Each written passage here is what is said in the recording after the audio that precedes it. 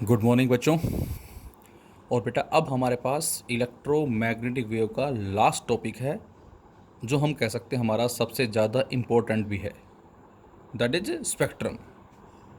तो इस स्पेक्ट्रम में हम स्टडी करेंगे कि कौन कौन सी वेव होती हैं, कैसे कैसे उनको प्रोड्यूस करते हैं, क्या क्या उनकी फ्रीक्वेंसी की रेंज या ये कहें वेवलेंथ की रेंज होती है, और क्या क्या बेटा उनके डेली लाइफ में यूजेस एग्जिस्ट करते हैं। और जनरली क्वेश्चन जो मिलता है हमें वो यूज़ गिवन होता है और उस वेव का हमसे नाम जो है वो पूछा जाता है, और उसके साथ साथ उसकी एनी अदर 1 और 2 एप्लीकेशंस भी बताएं क्या होंगी। So that is electromagnetic spectrum. तो बेटा इस इलेक्ट्रोमैग्नेटिक स्पेक्ट्रम का यहाँ मीनिंग जो है बच्चों क्या होगा, तो आंसर है the orderly distribution of electromagnetic radiation. In electromagnetic radiations को अरेंज करना, चाहे हम उनको उनकी फ्रीक्वेंसी के रेंज के हिसाब से अरेंज कर रहे हैं या हम उनको उनकी वेवलेंथ की रेंज के हिसाब से अरेंज कर रहे हैं, इसी को ही बेटा हमने इलेक्ट्रोमैग्नेटिक स्पेक्ट्रम का नाम दिया है। कोई भी आपको एक रेंज याद करनी पड़ेगी, चाहे तो फ्रीक्वेंसी की रेंज याद कर लें या वेवलेंथ की रेंज याद कर लें, क्योंकि कई बार फ्रीक्वेंसी पर्टिकुलर गिवन होती है हमें और हमसे पूछा जाता है कि ये किस वेव की फ्रीक्वेंसी होगी, और यदि वेवलेंथ दे दे आपको तो nu is equal to c by lambda से आप क्या निकाल लेंगे, फ्रीक्वेंसी निकाल लेंगे बेटा, और उसके बिहाफ पे आप पता कर सकते हैं कि वो कौन सी वेव होगी। So we have 7 electromagnetic waves: radio wave, microwave, infrared, visible, ultraviolet, x-rays as well as gamma rays. जिसमें बेटा रेडियो वेव की जो फ्रीक्वेंसी होती है वो होती है बच्चों 5 × 10⁵ हर्ट्ज से लेकर 10⁹ हर्ट्ज। माइक्रोवेव की फ्रीक्वेंसी 10⁹ हर्ट्ज से लेकर 3 × 10⁻11 हर्ट्ज। इंफ्रारेड 3 × 10⁻11 हर्ट्ज से लेकर 4 × 10⁻14 हर्ट्ज। विजिबल 4 × 10⁻14 हर्ट्ज से लेकर 8 × 10⁻14 हर्ट्ज। आप देख रहे हैं जहाँ पर पहली वेव की फ्रीक्वेंसी ख़त्म हो रही है वहीं से दूसरी की स्टार्ट हो रही है। इसकी 414 से लेकर 8 × 10⁻14 हर्ट्ज है। अल्ट्रावायलेट 8 × 10⁻14 हर्ट्ज से लेकर 5 × 10⁻16 हर्ट्ज। ये थोड़ा सा चेंज है, 10⁻16 हर्ट्ज से लेकर 3 × 10⁻21 हर्ट्ज एंड 3 × 10⁻18 से लेकर 5 10⁻22 हर्ट्ज। एक बात और बेटा, सपोज मैं आपसे कहता हूँ कि हमें फ्रीक्वेंसी दे दी 10⁻20 हर्ट्ज, फ्रीक्वेंसी हमें 10⁻20 हर्ट्ज दे दी और आपसे कहा जाए उस वेव का नाम बताओ, तो इस कैटेगरी में ये भी आएगी और ये भी आएगी। देख सकते हैं आप 16 से 21 है, ये 18 से 22 है। तो ऐसे भी क्वेश्चन हो सकते हैं आपके पास। सबसे पहले बात आती है रेडियो वेव की। रेडियो वेव क्या होती हैं, कैसे प्रोड्यूस करते हैं, तो आंसर है ये इलेक्ट्रोमैग्नेटिक वेव है and this waves are having frequency ranging 5 10⁵ hertz to 10⁹ hertz. These waves are produced by oscillating electric circuits having inductor and capacitor. Oscillating charge के बिहाफ पे जो हमने बात की थी इलेक्ट्रोमैग्नेटिक वेव्स प्रोड्यूस हो रही हैं, लेकिन रेडियो वेव जो होती हैं बेटा ये LC ऑक्सीलेशन के बिहाफ पे, ये मैंने आपको बताया था अल्टरनेटिंग करंट चैप्टर के अंदर, किस तरह से आमिर खान ने अपने नाना को फना मूवी के अंदर एक कोड में मैसेज डिलीवर किया था। तो वहाँ पर LC ऑक्सीलेशन के ज़रिए हम इन वेव को प्रोड्यूस करते हैं, जिसको जनरली हम कम्युनिकेशन में यूज़ करते हैं। तो L oscillating electric circuit having inductor and capacitor, LC oscillation आप बोल सकते हैं इसको। क्या क्या यूजेस होंगे, तो आंसर है they are used in radio, television, communication system. ये हमारे जो रेडियो से, टेलीविज़न से जो कम्युनिकेशन हो रहा है बेटा, जो हम सुनते हैं प्रोग्राम्स वगैरह देखते हैं, वो सारा इसी के थ्रू पॉसिबल होता है। अब इसमें अलग अलग कैटेगरीज है, ध्यान से देखें। The frequency ranging from 530 kilohertz to 1710 kilohertz, 530 kilohertz से 1710 किलो हर्ट्ज, इसको बच्चों हम यूज़ करते हैं ग्राउंड वेव प्रोपागेशन। बच्चों ट्रांसमीटर से रिसीवर के पास मैसेज भेजना, उसको हम बोलते हैं कम्युनिकेशन। लेकिन वो रिसीवर के पास मैसेज कैसे कैसे जा सकता है, तो आंसर है ग्राउंड की हेल्प से जा सकता है, स्पेस की हेल्प से जा सकता है, स्काई की हेल्प से जा सकता है।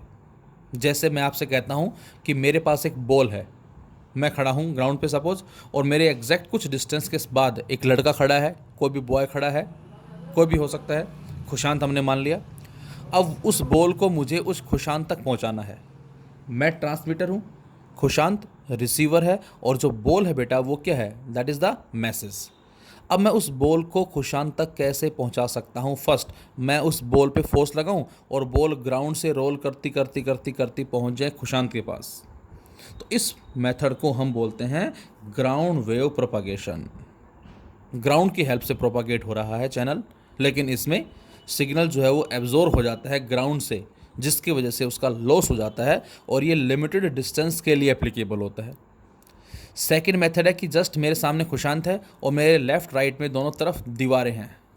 जैसे यहाँ खुशांत है और यहाँ मैं खड़ा हूँ और ये वॉल है। सेकंड मेथड, मैंने उस बॉल को यहाँ दीवार पे यहाँ स्ट्राइक किया और यहाँ स्ट्राइक करके बॉल चलेगी कुछ ऐसे, रिफ्लेक्शन मेथड, इसको बोलते हैं स्काई मेथड। और थर्ड मेथड बेटा, मैं उस बॉल को डायरेक्ट ऊपर फेंकता हूँ और खुशांत उसको कैच करता है, इसको बोलते हैं स्पेस मेथड। तो ये हमारा इस तरह से मेथड कहलाता है। तो ग्राउंड वेव प्रोपागेशन में इस रेंज को यूज़ किया जाता है। Third, the frequency ranging from 1710 kilohertz to 54 megahertz, 1710 से 54 मेगा हर्ट्ज के लिए यूज़ करते हैं बच्चों इसको स्काई वेव प्रोपागेशन, जो अभी जस्ट मैंने बताया आपको। 54 मेगा हर्ट्ज से 890 मेगा हर्ट्ज यूज़ करते हैं बच्चों टेलीविजन के रेस्पेक्ट में, टेलीविजन वेव जो हम कह सकते हैं। 88 मेगाहर्ट्ज से 108 मेगाहर्ट्ज, ये हम सुनते हैं एफएम जो गाने सुनते हैं बच्चों, उसमें ये रेंज यूज होती है। देखना कभी भी आप उस रेडियो में एफएम में जो रेंज होती है वो 88 मेगाहर्ट्ज से 108 मेगाहर्ट्ज होती है। इसके अलावा 300 मेगाहर्ट्ज से 3000 मेगाहर्ट्ज, इनको हम यूज़ करते हैं मोबाइल फ़ोन, जो हमारे सेलुलर फ़ोन्स होते हैं उनके रेस्पेक्ट में। तो ये सारे हमारे इसी कैटेगरीज में आते हैं, 5 10 की पावर 5 से 10 की पावर 9। तो ये कहलाती है रेडियो वेव, जो कि एलसी ऑक्सीलेशन के ज़रिए प्रोड्यूस होती है। Second, microwave. Microwave are the electromagnetic waves of frequency ranging, अभी पीछे पढ़ा हमने, 10 की पावर 9 से लेकर 3 × 10 की पावर 11 हर्ट्ज, ये इनकी फ्रीक्वेंसी रेंज है। अब ये बात बड़ी इंपॉर्टेंट है बेटा कि ये प्रोड्यूस कैसे होती हैं, जी हमारा एग्ज़ाम में भी अक्सर पूछा जा चुका है और आता भी है। These are produced by special vacuum tubes, एक विशेष तरह की वैक्यूम ट्यूब्स होती हैं जिनको हमने klystron, magnetron as well as gun diode का नाम दिया है। एग्जाम में आता है स्पेशल वैक्यूम ट्यूब से कौन सी वेव को प्रोड्यूस किया जाता है, लाइक क्लस्ट्रॉन, मैग्नेट्रॉन, गन डायोड, तो आंसर होगा हमारा माइक्रोवेव। कहाँ यूज़ करते हैं बेटा इसको, तो आंसर है microwave are used in radar system, aircraft navigation जो हमारा होता है बच्चों, वहाँ इसको यूज़ करते हैं। इसके अलावा a radar using microwave can help in detecting the speed of tennis ball, cricket ball. हम अक्सर लाइव टेलीकास्ट मैच जब देखते हैं क्रिकेट का या टेनिस का जो भी है, और सामने से बॉल आ रही है, बॉलर ने बॉल फेंकी और बैट्समैन ने स्ट्राइक कर दिया, तो उस बॉल की स्पीड जो है वो स्क्रीन के नीचे लिखी होती है, जिसको इसके थ्रू ही मेज़र किया जाता है। माइक्रोवेव ओवन जो होता है बेटा हमारा खाने को गर्म करने के लिए, प्रॉपरली पकाने के लिए उसको यूज़ करते हैं, उस माइक्रोवेव ओवन में यही एग्जिस्ट करती है, माइक्रोवेव का ही कॉन्सेप्ट है। Microwave are used for observing the movement of trains on rail while sitting in microwave operated control room. जैसा मैंने कल बताया था आपको ऑनलाइन क्लास के अंदर बेटा, कि हम जब स्टेशन पे खड़े होते हैं, ट्रेन का इंतज़ार कर रहे होते हैं, और अचानक से अनाउंसमेंट होता है बच्चों कि यात्रीगण ध्यान दें, गाड़ी यहाँ से यहाँ जो जा रही है प्लेटफॉर्म नंबर 6 पे ना आकर वो 7 पे आएगी, 8 पर आएगी, और हम फटाफट से अपने सामान को लेकर उस प्लेटफॉर्म पे जाते हैं। तो ये सारा सिस्टम जो कंट्रोल कर रहा है वो कंट्रोल रूम में बैठे इंजीनियर्स कर रहे हैं इस माइक्रोवेव के थ्रू। इसके अलावा बच्चों एक हम और ऐड कर सकते हैं इसके अंदर, 4th 5th में ऐड कर सकते हैं क्या, ये टेली कम्युनिकेशन के अंदर अभी यूज़ होती है।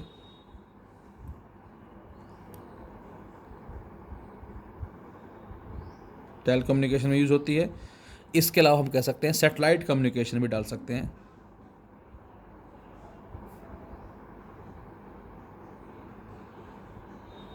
Tele communication as well as satellite communication में भी इसका जो है वो यूज़ किया जाता है यहाँ से। तो ये हम इसमें कह सकते हैं यहाँ से। इसी कैटेगरी में बच्चों नेक्स्ट आती है third, that is infrared. These are the electromagnetic waves of frequency ranging 3 10 की पावर 11 से 11 से 4 10 की power 14 hertz and these are called heat waves. ये भी हमारा एग्जाम में आता है कि किस वेव को हीट वेव कहा जाता है, तो आंसर है infrared. Infrared waves are produce by hot bodies, जो हॉट बॉडीज़ हैं उनके जरिए ये प्रोड्यूस होती हैं and molecules, and these waves are not detected by human eye. हमारी आंखें इनको डिटेक्ट नहीं कर पाती, लेकिन जो सांप होते हैं बेटा वो इनको बड़े अच्छे से आइडेंटिफाई कर लेते हैं। अब इनका यूज़ कहाँ कहाँ है, तो आंसर है these are use in physical therapy like to heat muscular strain. मांसपेशियाँ संबंधित यदि हमें पेन है, दर्द है, तो वहाँ पर हम इस थेरेपी में यूज़ करते हैं इंफ्रारेड को। Second, to provide electrical energy to satellite by using solar cell. जो सोलर सेल होते हैं बेटा जो सेटेलाइट में फॉर्म्ड हैं, उनके थ्रू इनको एनर्जी मिलती है सेटेलाइट को। तो सोलर सेल्स हीटअप होते हैं और वहाँ पर इंफ्रारेड के ज़रिए ही उस सेटेलाइट को एनर्जी मिलती है। थर्ड, ये हमारा एग्जाम में आ चुका है बेटा कि स्मोक हो रहा है, फॉग की कंडीशन है, कोहरा छा रहा है, विजिबिलिटी बहुत ही कम है, हमें फोटोग्राफी करनी है, तो उस सिचुएशन में बच्चों हम इसके ज़रिए फ़ोटोग्राफी कर सकते हैं। That is for taking photographs during the condition of fog and smoke. धुआं छा रहा है, धुंध छा रही है, उस सिचुएशन में। Fourth, in greenhouse to keep the plants warm. पौधों को, पौधा घर प्रभाव जो हम बोलते हैं, पौधों को वार्म रखने के लिए हम इसका यूज़ करते हैं बच्चों। In revealing the secret writing on the ancient walls. जब हम बड़े बड़े महलों में जाते हैं, राजा महाराजा के राजस्थान में, जोधपुर में, जैसलमेर में, अलग अलग जगह पर, तो वहाँ पर दीवारों पे क्या कुछ चित्रकारी की हुई है, इसको ऐसे समझ सकते हैं हम फिलहाल। वो टाइम के हिसाब से हमें नज़र नहीं आती, मिट्टी की परत चढ़ती जाती है और हमें प्रॉपरली विजिबिलिटी नहीं होता, तो उसको रिवेल करने के लिए, प्रकट करने के लिए इस रेज को डाला जाता है, और जिसकी वजह से सारी जो पीछे लिखा हुआ है वो पूरा पूरा प्रकट हो जाता है। In revealing the secret writing on the ancient walls. पुरानी दीवारों पर क्या सीक्रेट लिखा हुआ है उसको देखने के लिए। इसके अलावा in solar water heater and cookers, जो हमारे सोलर हीटर होता है, कुकर होता है, वहाँ पर भी यही वेव काम करती है। Used in weather forecasting through the infrared photography. Weather forecasting, मौसम संबंधित जानकारी के लिए भी हम इसी को यूज़ करते हैं। इसके अलावा बेटा इन checking the purity of chemicals. अब केमिकल जो हमारे पास है वो कितना प्योर है, उसको चेक करने के लिए भी इसी का यूज़ कर देते हैं। And in the study of molecular structure by taking infrared absorption spectrum. और मोलिकुलर के स्ट्रक्चर को भी स्टडी करने के लिए इसी को ही यूज़ किया जाता है।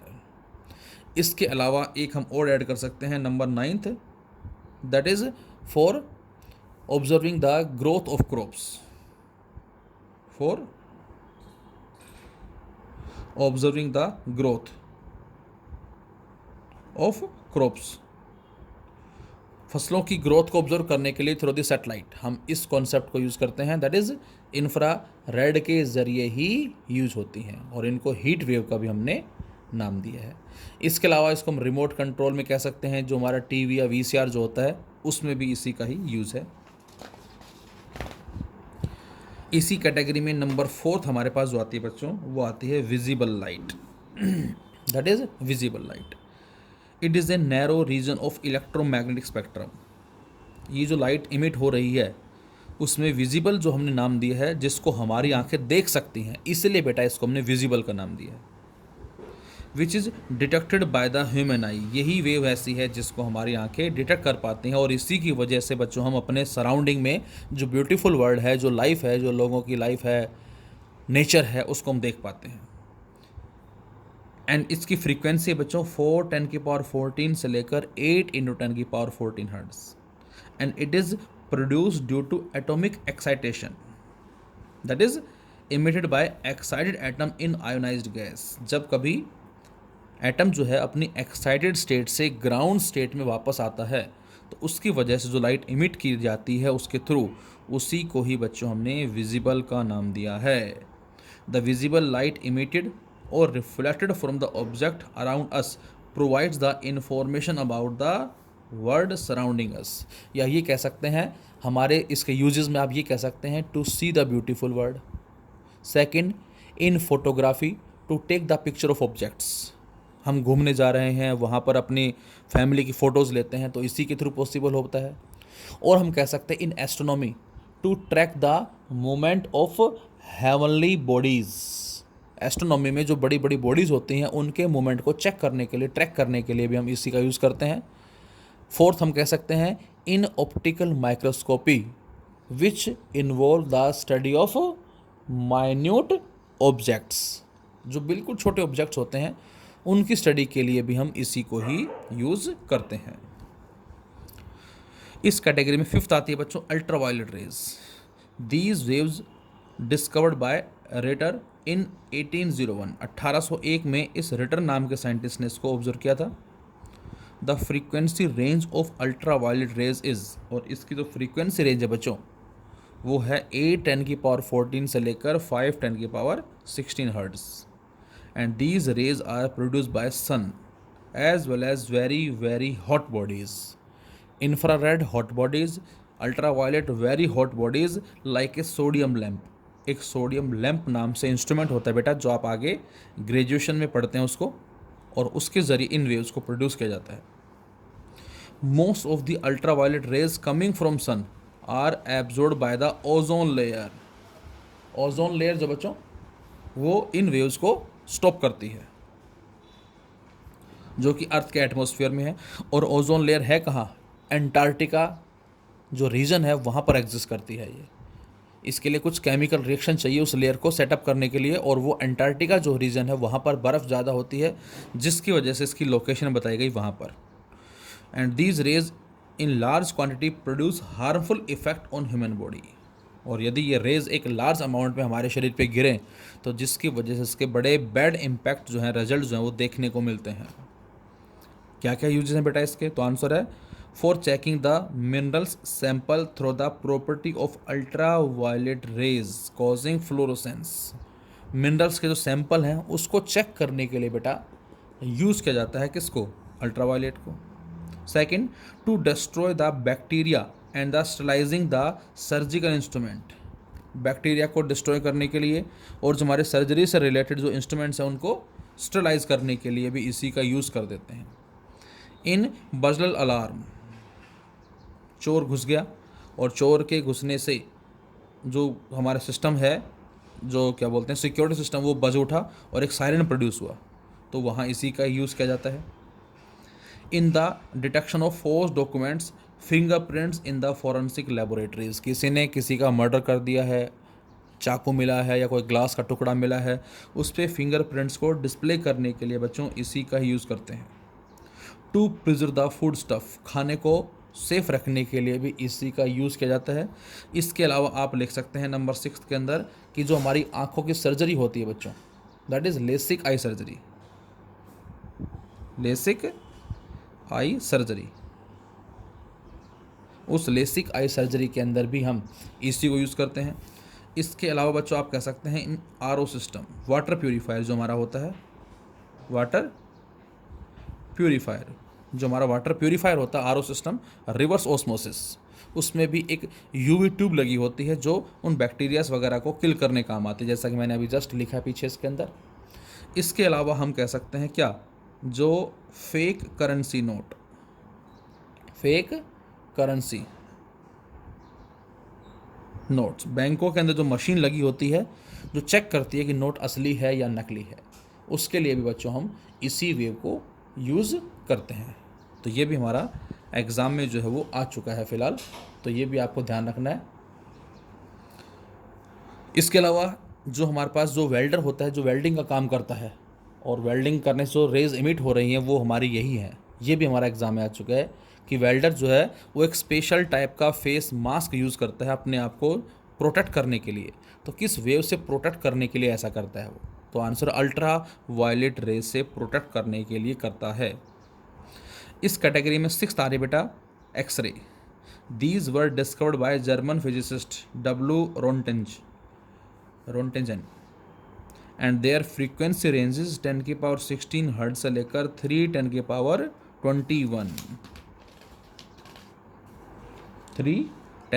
21 हर्ट्ज।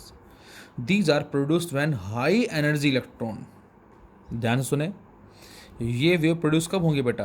तो आंसर है जब कभी हाई एनर्जी इलेक्ट्रॉन्स को अचानक से स्टॉप किया जाता है किसी मेटल के थ्रू, उस सिचुएशन में ये जो वेव्स प्रोड्यूस होती हैं बेटा वो हमारी एक्सरेज होती हैं, और इनकी पेनिट्रेटिंग पावर जो है वो क्या होती है? हाई होती है, और ये suddenly decelerate the fast moving electron by metal, ऐसा भी हम बोल सकते हैं कि किसी मेटल के थ्रू इलेक्ट्रॉन जब डीएक्सेलरेट होते हैं, फास्ट मूविंग इलेक्ट्रॉन्स आ रहे हैं और उनको एकदम से स्टॉप कर दिया जाए, तो उसके ज़रिए एक्सरेज जो हैं वो प्रोड्यूस होती हैं। ये बताया गया है हमें। कहाँ यूज़ करते हैं बच्चों इसका?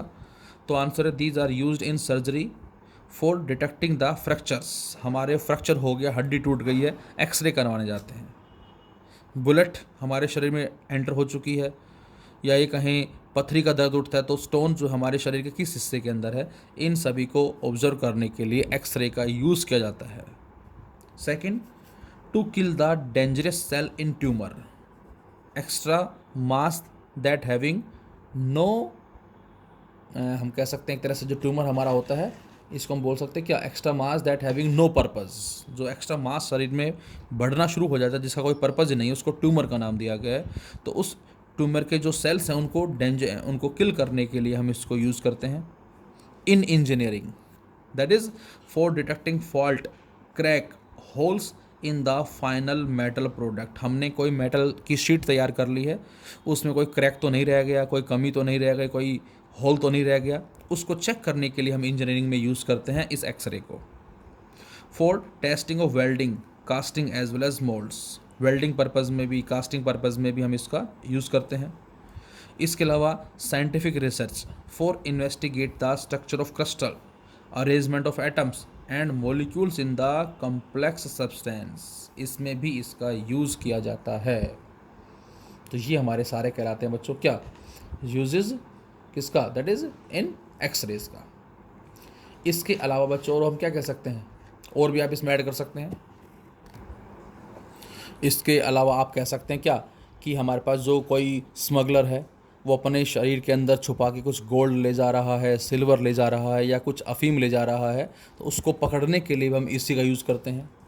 इसके अलावा बच्चों हम समुद्र के अंदर जो मोती छुपे हुए हैं, समुद्र में सीप के अंदर जो मोती छुपे हुए हैं, उनको डिटेक्ट करने के लिए, और ये कह सकते हैं हम गोल्ड कहाँ गिरा हुआ है, छुपा हुआ है, उनको चेक करने के लिए हम रबर टायर के अंदर कहाँ डिफेक्ट हैं, जो हमारी गाड़ी में जो टायर लगते हैं उनमें कुछ फॉल्ट रह गया, कुछ कमी रह गई, उनको चेक करने के लिए भी बेटा हम इस एक्सरे का यूज़ करते हैं। तो ये सारे हमारे यूजेस कहलाते हैं दैट इज़ एक्सरे के। And the last one is gamma rays. Gamma rays are the electromagnetic waves of frequency ranging 3 × 10 की पावर 18 हर्ट्ज टू 5 10 की power 22 hertz. These rays having nuclear origin, मतलब these waves are produce by radioactive nuclei. ये हम study करेंगे अच्छे से unit 8th के अंदर कि जो हमारे रेडियो एक्टिविटी प्रोसेस जो है, जिसमें कुछ ऐसे एक्टिव एलिमेंट्स हैं जो हमेशा रेज को इमिट करते रहते हैं, alpha rays, beta rays, gamma rays. तो उसमें से जो गामा है वो हमारी इलेक्ट्रोमैग्नेटिक रेडिएशन है। So these are produce by radioactive nuclei and we can say in nuclear reactions. And these rays are highly energetic, इनकी एनर्जी सबसे ज़्यादा होती है। And again are produce by nucleus of the radioactive substance. किसी भी radioactive substance का nucleus जब unstable होता है तो उस अनस्टेबिलिटी की वजह से ही रेडिएशंस इमिट होती हैं, जिसमें ये भी हमारी one of the radiation that is electromagnetic wave. क्या क्या यूजेस हैं बच्चों इसके? तो आंसर है these are used to kill the cancer cells. Cancer के सेल्स को किल करने के लिए इसको हम यूज़ करते हैं बच्चों इन ह्यूमन बॉडी। बट ध्यान से क्या कि कई बार क्या होता है कि कैंसर से अफेक्टेड एरिया के साथ साथ जो नॉर्मल एरिया है वहाँ पर ये रेज गिर जाती हैं, और जिससे हमारे हेल्दी सेल्स भी मरना शुरू हो जाते हैं। तो ये थोड़ा सा ध्यान रखें कि जो कैंसर से अफेक्टेड एरिया है वहीं पर ही हम इसको स्ट्राइक करें। Second, to preserve the foodstuff for a long time, food को लॉन्ग टाइम तक सेव रखने के लिए भी हम इसका यूज़ करते हैं। To provide valuable information about the structure of atomic nucleus. तो ये सारे हमारे बच्चों यूजेस कहलाते हैं किसके, दैट इज इस रेडियो वेव सॉरी इसके गामा रेस के। एक और हमने लास्ट क्वेश्चन दिया था बच्चों, क्या कि rapid acceleration and D acceleration जो होता है इलेक्ट्रॉन्स का इन एरियल्स, उसमें हम किसको यूज़ करते हैं, rapid acceleration as well as deacceleration, ये हम इसी में ऐड कर देते हैं। तो ये हमारा कहलाता है रेडियो वेव। क्या बताया मैंने, दैट इज़ रैपिड, नंबर कहाँ डाल देता हूँ मैं, यहीं डाल देता हूँ मैं नंबर 7 में, ये एग्ज़ाम में दिया था हमने, rapid acceleration and D acceleration and D acceleration DECE, rapid acceleration deceleration of electrons